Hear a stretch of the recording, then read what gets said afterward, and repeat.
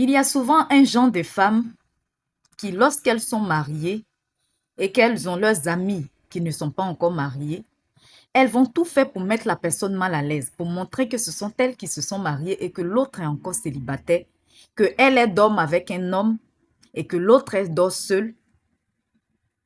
Ah, mon mari, tout le temps, mon mari. Ah, mon mari m'a appelé. Ah, mon mari. Ah, je dois rejoindre. Eh, tu sais que nous, là, on n'est plus célibataire. Oh. Eh, tu sais que nous, là, on n'est plus seul. Oh. Vraiment, tu sais que ce n'est plus la même chose. Oh. Toi, quand tu quittes ici, là, personne ne t'attend à la maison. Moi, vraiment, je dois prendre soin de quelqu'un, de mes enfants, de mon mari. Eh, vraiment, mon mari, là, même, il me fatigue. Oh. Eh, vraiment, la nuit, même, je peux même pas dormir. En tout cas, elles vont tout faire pour te parler de leur foyer, pour te mettre mal à l'aise, pour te montrer que c'est toi la célibataire et c'est elle la femme mariée.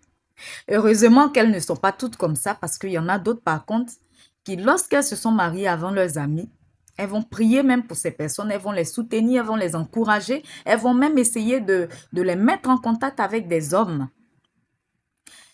Que Dieu bénisse ces femmes-là, que Dieu bénisse leur foyer et que leur foyer soit solide jusqu'à ce que ce soit la mort qui les sépare entre elles et leur partenaire. Maintenant, le sujet dont je parle aujourd'hui, ce sont les femmes, malheureusement, qui naguent leurs copines quand elles ont eu la grâce de se marier la première. Quand c'est ainsi, ma chérie, ne sois pas frustrée. Ne cède pas à la frustration. Ne sois pas envieuse, ne sois même pas jalouse d'elle.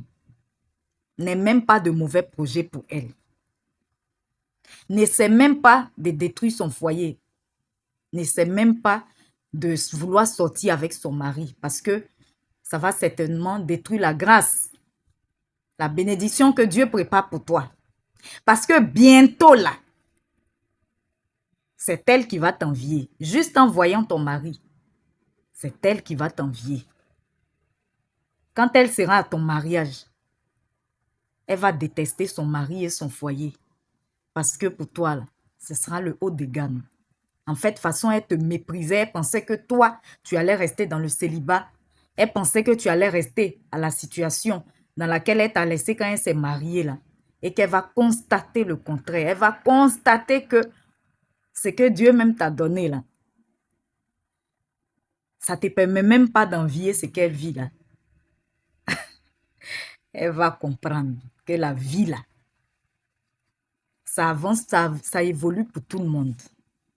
Tout le monde est appelé à évoluer dans la vie. Elle va comprendre que la bénédiction ne dépend pas de qui l'a eu la première, mais quel genre de bénédiction est-ce qu'on a?